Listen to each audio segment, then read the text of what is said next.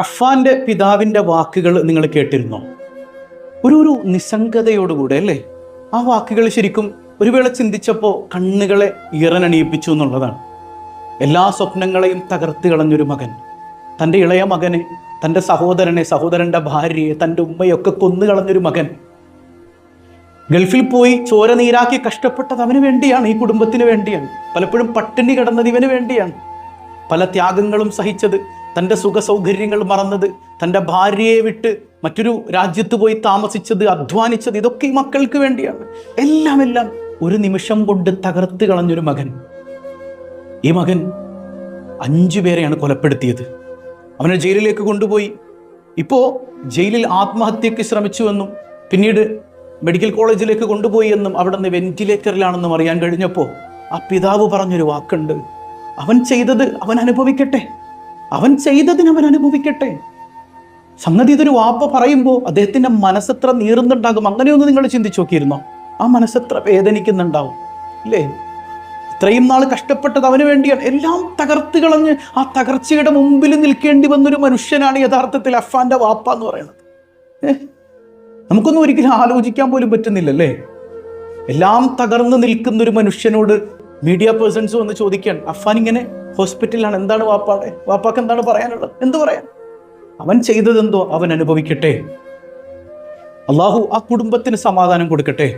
പക്ഷേ ജയിലിൽ ഇതൊക്കെ എങ്ങനെ സംഭവിക്കുന്നു എന്നുള്ളത് മറ്റൊരു അത്ഭുതമാണ്. അള്ളാഹുവിനറിയാം. നമുക്ക് ആ വിഷയത്തിൽ കൂടുതൽ വിജ്ഞാനമില്ലാത്തത് കൊണ്ട് അതിലേക്ക് കടക്കുന്നില്ല. അറിഞ്ഞിടത്തോളം ജയിലിൽ തനിച്ചൊരു റൂമിലാണ് അഫ്ഫാൻ ഉണ്ടായിരുന്നത്. എല്ലാ ഞായറാഴ്ചകളിലും സിനിമ കാണിക്കുന്ന ഒരു പതിവ്, മെന്റൽ സ്റ്റെബിലിറ്റി കിട്ടാൻ വേണ്ടി ജയിൽ പുള്ളികളെ സിനിമ കാണിക്കുന്ന ഒരു പതിവുണ്ട്, അല്ലെങ്കിൽ TV കാണിക്കുന്ന ഒരു പതിവുണ്ട്. അതിനു വേണ്ടിയിട്ട് ജയിലിൽ നിന്ന് അല്ലെങ്കിൽ റൂമിൽ നിന്ന് മറ്റൊരു സ്ഥലത്തേക്ക് കൊണ്ടുപോകുന്ന വഴി അഫ്ഫാന് ബാത്റൂമിൽ പോകണമെന്ന് പറഞ്ഞു. ബാത്റൂമിലേക്ക് പോയി അവിടെ വെച്ച് ആത്മഹത്യക്ക് ശ്രമിച്ചു എന്നാണ് പറഞ്ഞത്. പക്ഷേ അവിടെയൊന്നും കവേർഡായൊരു ബാത്റൂം അല്ല, യഥാർത്ഥത്തിൽ ഫുള്ളി കവേർഡായൊരു ബാത്റൂം അല്ല ജയിലിലൊക്കെ ഉള്ളത്. എന്നിട്ടും ഇതൊക്കെ എങ്ങനെ സംഭവിച്ചു എന്നുള്ളത് അന്വേഷണങ്ങൾ നടക്കട്ടെ. ഏതായാലും ആ കുടുംബത്തിന് അള്ളാഹു സമാധാനം കൊടുക്കട്ടെ. അഫ്ഫാൻ ചെയ്തതിന് അഫ്ഫാന് ശിക്ഷ കിട്ടുക തന്നെ വേണം. ഒരിക്കലും ഇങ്ങനെ ഒരു കുട്ടി നമ്മുടെ കുടുംബത്തിൽ ഉണ്ടാകരുത്. പലപ്പോഴും ഈ വാർത്ത ഇങ്ങനെ വീണ്ടും വീണ്ടും അഫ്ഫാന്റെ പേര് കേൾക്കുമ്പോൾ മനസ്സിൽ വല്ലാത്തൊരു വേദനയാണ്. നമുക്കും കുഞ്ഞുങ്ങൾ വളർന്നു വരുന്നുണ്ട്. ഒരു കുട്ടി ഇങ്ങനെ ആയിത്തീരുന്നതിന് ഒരുപാട് ഘടകങ്ങളുണ്ട് അല്ലേ? ഇങ്ങനെ ആയിത്തീരുന്ന ഒരുപാട് ഘടകങ്ങളുണ്ട്. ചെറുപ്പം മുതലേ നമ്മൾ ശ്രദ്ധിക്കാതെ പോകുന്ന ചില കാര്യങ്ങൾ. പലപ്പോഴും കുട്ടികളുടെ വളർച്ചയെക്കുറിച്ച് ബോധവാന്മാരല്ലാത്ത മാതാപിതാക്കൾ ഇതിൽ വലിയൊരു കാരണമാണ്. എല്ലാവരും അങ്ങനെയാണെന്നല്ല, പലപ്പോഴും സൈക്കോളജിക്കലി ഇങ്ങനെ ചില വിഷയങ്ങൾ ഉണ്ടാകാറുണ്ട്. ഇപ്പോൾ 2 സംഭവങ്ങൾ എൻ്റെ മനസ്സിലേക്ക് ഇങ്ങനെ ഓർമ്മ വരികയാണ്. ഒരു പുസ്തകത്തിൽ വായിച്ചതാണ്. ബെഞ്ചമിൻ എന്ന് പറയുന്നൊരു കുട്ടി ഉണ്ടായിരുന്നു. അവന് വരക്കാനോ ഇതിനൊന്നും അറിയില്ല, അതിനൊന്നും ഇൻട്രസ്റ്റ് ഇല്ലാത്തൊരു കുട്ടിയാണ്. പക്ഷെ ഒരു ദിവസം ബെഞ്ചമിൻ്റെ അമ്മ എന്ന് പറഞ്ഞൊരു പാവപ്പെട്ട സ്ത്രീയാണ്. മറ്റു വീടുകളിലൊക്കെ ജോലിക്ക് പോയിട്ടാണ് അവർ കഴിയുന്നത്. ഉള്ള പൈസ കൊണ്ട് വീടൊക്കെ വൈറ്റ് വാഷ് അടിച്ചിട്ട് അങ്ങനെയൊക്കെ ആ മക്കളെ നല്ലൊരു വീട്ടിൽ താമസിപ്പിച്ചൊരമ്മ ഒരു ദിവസം പറയുന്നുണ്ട്: മോനെ, അമ്മ ഒന്ന് കടയിൽ പോയിട്ട് വരാം, നിന്റെ പെങ്ങള് സാലിയെ ഒന്ന് നോക്കണം കേട്ടോ എന്ന് പറഞ്ഞു. അങ്ങനെ അമ്മ പോയി. കുറച്ചു നേരം ബെഞ്ചമിൻ ഇങ്ങനെ അനിയത്തിയെ നോക്കിക്കൊണ്ടിരുന്നു. പിന്നെ അമ്മ വൈറ്റ് വാഷ് അടിച്ച് വെച്ചേക്കണ ബ്രഷുകളൊക്കെ അവിടെ കണ്ടു. അതിലൊരു ബ്രഷ് എടുത്തിട്ട് അവൻ എന്തോ ഇങ്ങനെ ആ ചുവരിൽ വരച്ചു വെച്ചു. അങ്ങനെയാണ് അമ്മ തിരിച്ചു വരുമ്പോൾ കാണുന്നത് ഈ ചുവരിൽ ഇവനിങ്ങനെ വരക്കുന്നതാണ്. താൻ ഇത്രയും നാൾ കഷ്ടപ്പെട്ട് പൈസ കൊണ്ടൊന്ന് പെയിന്റ് അടിച്ചതാണ് വീട്, അത് വൃത്തികേടാക്കുന്നു എന്ന് ചിന്തിച്ചിട്ട് ഒരു വടിയെടുത്തുകൊണ്ട് അവൻ്റെ അടുക്കലേക്ക് ഓടിച്ചെല്ലുന്ന അമ്മ കാണുന്നത് എന്തോ ഒരു രൂപം അവിടെ ഇങ്ങനെ വരച്ചു വെച്ചിട്ടുണ്ട്. അമ്മ ആ വടി അങ്ങ് താഴെ ഇടുകയാണ്.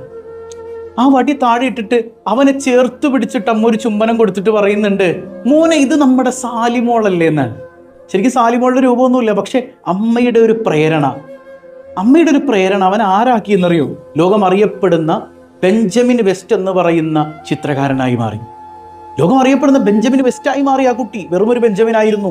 അവന് വരയോട് താല്പര്യമുണ്ടായിരുന്നില്ല, പക്ഷെ അമ്മയുടെ ആലിംഗനം, അവൻ്റെ നിന്നെ പറയാൻ പറ്റില്ലല്ലോ. അദ്ദേഹത്തിൻ്റെ ഒരു പുസ്തകമുണ്ട്. അദ്ദേഹത്തിൻ്റെ ഓട്ടോബയോഗ്രഫിയിൽ അദ്ദേഹം പറയുന്ന ആ പുസ്തകത്തിൻ്റെ പേര് തന്നെ എൻ്റെ അമ്മയുടെ ചുംബനം എന്നെ ചിത്രകാരനാക്കിയെന്നാണ്.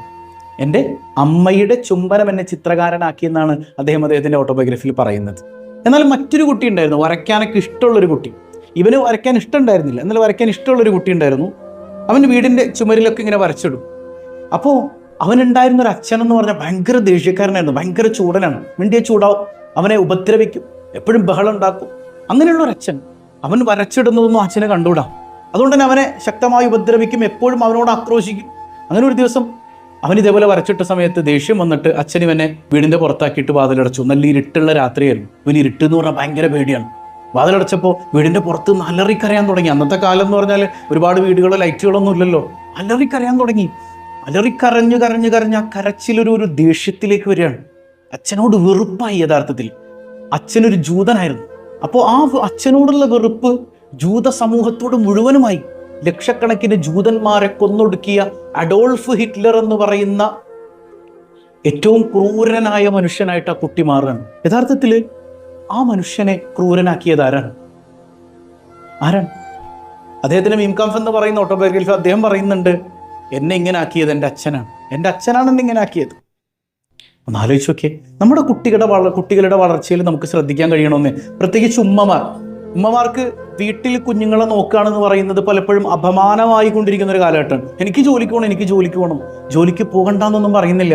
പക്ഷേ കുഞ്ഞുങ്ങളുടെ ആ ഒരു വളർച്ചയുടെ ഘട്ടം അവിടെ വാപ്പായും ഉമ്മായും ചേർന്നിരുന്ന്, പ്രത്യേകിച്ച് ഉമ്മയുടെ ഒരു നോട്ടം കിട്ടാതെ ആകരുത് കുഞ്ഞുങ്ങളുടെ വളർച്ച. വെല്ലുപ്പായും കുട്ടികൾക്ക് ഫുൾ ഫ്രീഡം കൊടുക്കണം. കുട്ടികൾക്ക് ഫ്രീഡം കൊടുക്കണ്ടെന്നല്ല, ഫ്രീഡം കൊടുക്കണം, പക്ഷേ ഫുൾ ഫ്രീഡം. കുട്ടികളോട് നോ പറയാത്ത തരത്തിലുള്ളൊരു ഫ്രീഡം ആയിരിക്കും പലപ്പോഴും വെല്ലുപ്പായൊക്കെ കൊടുക്കുക. അത് കുട്ടികൾക്ക് അമിത സ്വാതന്ത്ര്യത്തിലേക്കും അനുസരണക്കേടിലേക്കും എല്ലാ തോന്നിവാസത്തിലേക്കും വഴിയൊരുക്കും എന്നുള്ളൊരു യാഥാർത്ഥ്യമാണ്. എന്നാൽ ഉമ്മയുടെയും വാപ്പയുടെയും നോട്ടം കിട്ടാതെ പോയാൽ പല അപകടങ്ങളും കുട്ടികൾക്കുണ്ട്.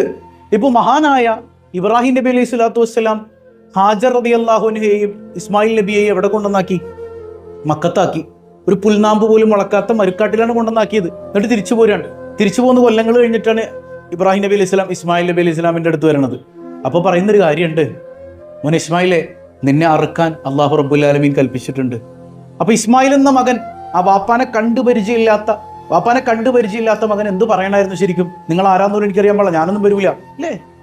നമ്മുടെ കുഞ്ഞുങ്ങളൊരു വാപ്പയോട് അറ്റാച്ച്മെന്റ് ഉണ്ടാകുന്നത് എങ്ങനെയാണ്? കണ്ട് പുന്നാരിച്ച് ഓമനിച്ച് താലോലിച്ച് വാപ്പ എടുത്തുകൊണ്ട് നടക്കുമ്പോഴാണ് വാപ്പയാണെന്ന് തിരിച്ചറിവ് കുഞ്ഞിനുണ്ടാകണത്. ഇത് ഒറ്റ ദിവസം കൊണ്ട് ഇബ്രാഹിം നബി അലൈഹി സ്വലാം വന്നിട്ട് പറയണം, മോനെ അറുക്കാൻ പറഞ്ഞിട്ടുണ്ട്. അപ്പൊ ഇസ്മായിൽ നബി പറയുന്നത് എന്താ? ഞാൻ റെഡിയാണ്, വാപ്പ എന്നെ അറുത്തോളൂ. ഇങ്ങനെ പറയാൻ മാത്രം ആ കുട്ടിയെ രൂപാന്തരപ്പെടുത്തിയത് ആരത്? അത് സയ്യിദത്തുന ഹാജർ റളിയല്ലാഹു അൻഹ ഉമ്മയാണ്. അങ്ങനെ ഒരു ഉമ്മയായാൽ ഉമ്മയും ബാപ്പയും കുട്ടികളുടെ വളർച്ച വളരെയധികം ശ്രദ്ധിക്കേണ്ട ഒരു കാലഘട്ടമാണ്. കുട്ടികളിലേക്ക് ഫോണും കൊടുത്തിട്ട് ബാക്കിയുള്ള പരിപാടികൾക്ക് പോകുന്ന ഉമ്മമാരെ കുട്ടികളുടെ ഇന്റലക്ച്വൽ ബ്രെയിനിനെ അത് ചുരുക്കിക്കളയും. ഇമോഷണൽ ബ്രെയിനിനെ അത് വല്ലാതെ വലുതാക്കും. കുട്ടികൾ ഇമോഷണലി പ്രതികരിക്കും. ദേഷ്യപ്പെടാനല്ലാതെ മക്കൾക്കൊന്നും അറിയില്ല. സാധനങ്ങൾ വലിച്ചെറിയാനല്ലാതെ ഒന്നിനും അറിയില്ല. അവസാനം ക്രൂരകൃത്യങ്ങൾ ചെയ്യാൻ വരെ കുട്ടിയെ പ്രേരിപ്പിക്കുന്ന ഒരു ഘടകമായത് മാറും. നമ്മുടെ കുഞ്ഞുമക്കൾക്ക് അള്ളാഹു സുരക്ഷിതത്വം നൽകട്ടെ. അഫാൻ്റെ ഈ പേര് കേൾക്കുമ്പോൾ, ഈ സംഗതികളൊക്കെ കേൾക്കുമ്പോൾ മനസ്സ് വല്ലാതെ വിങ്ങാണ്. നമ്മുടെ വീട്ടിൽ വലിയ മക്കൾ അല്ലേ, നമ്മുടെ മക്കൾക്കും അള്ളാഹു കാവൽ നൽകട്ടെ. ആ കുടുംബത്തിനും അള്ളാഹു സമാധാനം കൊടുക്കട്ടെ. ഏതായാലും പിതാവിൻ്റെ വാക്ക് കേട്ടപ്പോൾ ഞാനും ഒരു പിതാവാണ്. ഇത് കേൾക്കുന്ന ഒരുപാട് ആളുകളിൽ പിതാക്കന്മാരുണ്ട്, മാതാക്കളുണ്ട്. അള്ളാഹു റബ്ബുൽ ആലമീൻ നമ്മളെയും നമ്മുടെ മക്കളെയും നമ്മുടെ കുടുംബത്തെയും ഒക്കെ കാത്തുരക്ഷിക്കുമാറാകട്ടെ. വസ്സലാമു അലൈക്കും വറഹ്മത്തുള്ളാഹി വബറകാതുഹു.